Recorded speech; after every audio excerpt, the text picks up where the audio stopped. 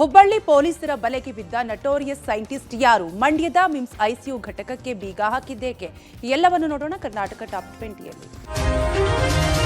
ಬೆಂಗಳೂರಿನಲ್ಲಿ ಭೀಕರ ಅಪಘಾತದಲ್ಲಿ ಗಂಡ ಹೆಂಡತಿ ಬಲಿಯಾಗಿದ್ದಾರೆ. ಕೆಂಗೇರಿ ಸಂಚಾರಿ ಪೊಲೀಸ್ ಠಾಣಾ ವ್ಯಾಪ್ತಿಯಲ್ಲಿ ಘಟನೆ ನಡೆದಿದೆ.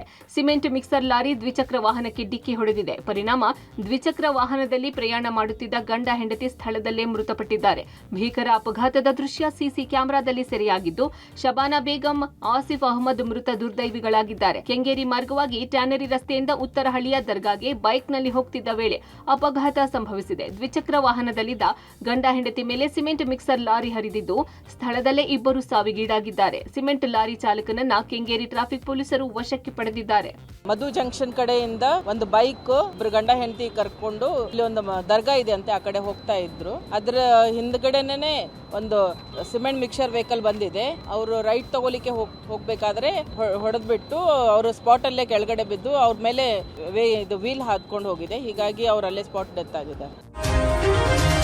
ಬನ್ನೇರುಘಟ್ಟದ ಸುವರ್ಣಮುಖಿ ಕಲ್ಯಾಣಿಯಲ್ಲಿ ಇಬ್ಬರು ವಿದ್ಯಾರ್ಥಿಗಳು ನೀರು ಪಾಲಾದಂತಹ ಘಟನೆಯ ಸಂಬಂಧ ವಿದ್ಯಾರ್ಥಿಗಳ ಕೊನೆ ಕ್ಷಣದ ವಿಡಿಯೋ ಮೊಬೈಲ್ನಲ್ಲಿ ಸೆರೆ ಸಿಕ್ಕಿದೆ. ಹೆಬ್ಬಗೋಡಿಯ ಎಸ್ಎಫ್ಎಸ್ ಕಾಲೇಜಿನ 5 ವಿದ್ಯಾರ್ಥಿಗಳು ಬನ್ನೇರುಘಟ್ಟ ಸಮೀಪದ ಸುವರ್ಣಮುಖಿ ಕಲ್ಯಾಣಿಯಲ್ಲಿ ಈಜಲಿಕ್ಕೆ ಇಳಿದಿದ್ರು. ಈ ಪೈಕಿ ಬೊಮ್ಮನಹಳ್ಳಿಯ ಗಾರ್ವೆ ಬಾವಿಪಾಳ್ಯದ ದೀಪು, ಯೋಗೀಶ್ವರನ್ ಈಜಲು ಆಗದೆ ಮೃತಪಟ್ಟಿದ್ದಾರೆ. ಕೆಲಕಾಲ ಜೀವವನ್ನ ಉಳಿಸಿಕೊಳ್ಳಲು ಹೋರಾಟ ನಡೆಸಿದ ವಿದ್ಯಾರ್ಥಿಗಳು ಕೊನೆಗೆ ಸ್ನೇಹಿತರ ಎದುರಲ್ಲಿಯೇ ಪ್ರಾಣ ಬಿಟ್ಟಿದ್ದಾರೆ. ನೀರಿನಲ್ಲಿ ಮುಳುಗ್ತಾ ಇದ್ದಂತಹ ಸ್ನೇಹಿತರನ್ನ ರಕ್ಷಣೆ ಮಾಡಲು ಸಾಧ್ಯವಾಗದೆ ಉಳಿದ ಸ್ನೇಹಿತರ ಪರದಾಟ ನಡೆಸಿದ್ದು, ಸಂಪೂರ್ಣ ಘಟನೆ ಮೊಬೈಲ್ ಕ್ಯಾಮೆರಾದಲ್ಲಿ ಸೆರೆಯಾಗಿದೆ. ಕೊಲೆ ಯತ್ನದ ಆರೋಪದ ಅಡಿಯಲ್ಲಿ ಹುಬ್ಬಳ್ಳಿಯ ಕೇಶವಾಪುರ ಪೊಲೀಸರು notorious rowdy sheeter Manja alias scientist Manja ಸೇರಿ 4ರನ್ನ ಬಂಧಿಸಿದ್ದಾರೆ. ರೌಡಿ ಶೀಟರ್ ಸೈಂಟಿಸ್ಟ್ ಮಂಜನ ಪತ್ನಿ, ಮಗಳು ಹಾಗೂ ಮುಸ್ಕಾನ್ ಎಂಬುವರನ್ನ ಅರೆಸ್ಟ್ ಮಾಡಲಾಗಿದೆ. ಹುಬ್ಬಳ್ಳಿಯ ಬೇಂಗೇರಿ ಸೋಡಾ ಫ್ಯಾಕ್ಟರಿ ಬಳಿ ಇರುವಂತಹ ಅಬ್ದುಲ್ ಖಾದರ್ ಎಂಬುವರ ಮನೆಗೆ ನುಗ್ಗಿ ಕೊಲೆಗೆ ಯತ್ನಿಸಲಾಗಿತ್ತು. ಈ ಬಗ್ಗೆ ಪ್ರಕರಣ ದಾಖಲಿಸಿಕೊಂಡಿದ್ದ ಕೇಶವಾಪುರ ಪೊಲೀಸರು ಸೈಂಟಿಸ್ಟ್ ಮಂಜಾ ಸೇರಿ ಪತ್ನಿ, ಮಗಳನ್ನ ಬಂಧಿಸಿದ್ದಾರೆ. ಬಂಧಿತ ಸೈಂಟಿಸ್ಟ್ ಮಂಜನ ಮೇಲೆ ಕೊಲೆ ಯತ್ನ, ದರೋಡೆ, ಕಳ್ಳತನ ಸೇರಿ 36 ಪ್ರಕರಣಗಳು ದಾಖಲಾಗಿದೆ. ಹುಬ್ಬಳ್ಳಿ ಧಾರವಾಡ ನಗರ ಕಮಿಷನರೇಟ್ ವ್ಯಾಪ್ತಿಯ ಕೇಶವಾಪುರ ಪೊಲೀಸ್ ಠಾಣೆಯಲ್ಲಿ ನಿನ್ನೆ ಒಂದು ಪ್ರಕರಣ ದಾಖಲಾಗಿದೆ. ಈ ಪ್ರಕರಣ ನಿನ್ನೆ ದಾಖಲಾಗಿದ್ದು ಮೊನ್ನೆ ರಾತ್ರಿ ಸುಮಾರು 12:30 ಸಮಯದಲ್ಲಿ ನಡೆದಂಥ ಒಂದು ಘಟನೆ ಬಗ್ಗೆ.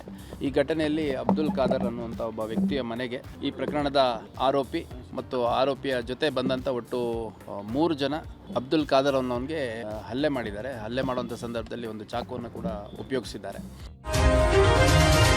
ಮಂಡ್ಯ ಮಿಮ್ಸ್ ಆಸ್ಪತ್ರೆ ಒಂದಲ್ಲ ಒಂದು ವಿವಾದಗಳಿಂದ ಸುದ್ದಿ ಆಗ್ತಾನೆ ಇದೆ. ಇದೀಗ ಈ ಅಧಿಕಾರಿಗಳ ದಿವ್ಯ ನಿರ್ಲಕ್ಷ್ಯದಿಂದ ಆಸ್ಪತ್ರೆ ಐಸಿಯು ಘಟಕಕ್ಕೆ ಬೀಗ ಬಿದ್ದಿದೆ. ಕೊರೋನಾ ಸಂದರ್ಭದಲ್ಲಿ ಜನಸಾಮಾನ್ಯರಿಗೆ ತೊಂದರೆ ಆಗಬಾರದು ಅಂತ ಚಲನಚಿತ್ರ ನಿರ್ಮಾಪಕ ವಿಜಯ್ ಕಿರಂಗಂದೂರ್ ಹೊಂಬಾಳೆ ಗ್ರೂಪ್ಸ್ನಿಂದ ಮಿಮ್ಸ್ ಆಸ್ಪತ್ರೆಗೆ 1.5 ಕೋಟಿ ವೆಚ್ಚದ ವೆಂಟಿಲೇಟರ್ ಇರುವಂತಹ 2 ಐಸಿಯು ಘಟಕ ಕೊಟ್ಟಿದ್ರು. 2 ಘಟಕದಲ್ಲಿ 40 ಬೆಡ್ ಇದೆ. ಆದರೆ ಕಳೆದ 2.5 ತಿಂಗಳಿಂದ ಈ ಪೈಕಿ 1 ಐಸಿಯು ಘಟಕಕ್ಕೆ ಬೀಗ ಜಡಿಯಲಾಗಿದೆ. ಒಟ್ಟು 65 ಐಸಿಯು ಬೆಡ್ಗಳ ಪೈಕಿ ಕೇವಲ 18 ಬೆಡ್ಗಳು ಮಾತ್ರ ಕಾರ್ಯನಿರ್ವಹಿಸಿವೆ.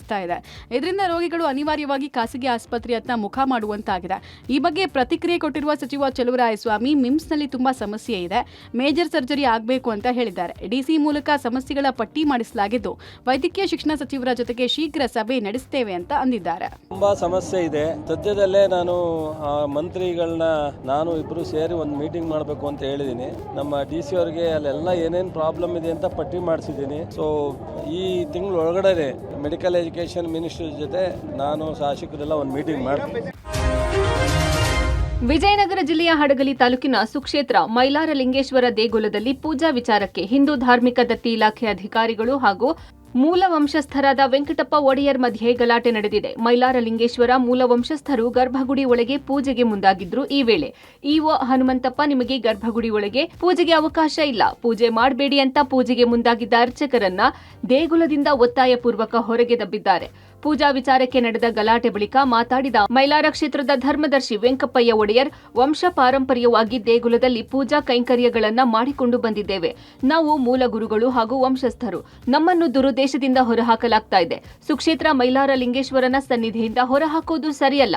ನಾವು ಮತ್ತೆ ಕಾನೂನು ಹೋರಾಟ ಮಾಡುತ್ತೇವೆ. ನಮ್ಮ ವಂಶದವರನ್ನು ಶಾಶ್ವತವಾಗಿ ದೇವಸ್ಥಾನದಿಂದ ಹೊರಹಾಕುವ ಹುನ್ನಾರ ನಡೆಯುತ್ತಿದೆ ಎಂದು ಆರೋಪ ಮಾಡುತ್ತಿದ್ದಾರೆ.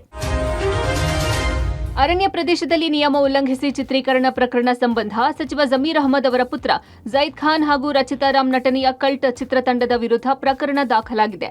ಕಳೆದ ಜನವರಿ 31ರಂದು ಗಂಗಾವತಿ ತಾಲೂಕಿನ ಸಾಣಾಪುರ, ರಂಗಾಪುರ ಸೇರಿ ತುಂಗಭದ್ರಾ ದಡದಲ್ಲಿ ಶೂಟಿಂಗ್ ಮಾಡಲಾಗಿತ್ತು. ತುಂಗಭದ್ರಾ ನೀರುನಾಯಿ ಸಂರಕ್ಷಿತ ಪ್ರದೇಶದಲ್ಲಿ ನಿಯಮ ಮೀರಿ ಚಿತ್ರೀಕರಣ ನಡೆಸಿದ್ದರು.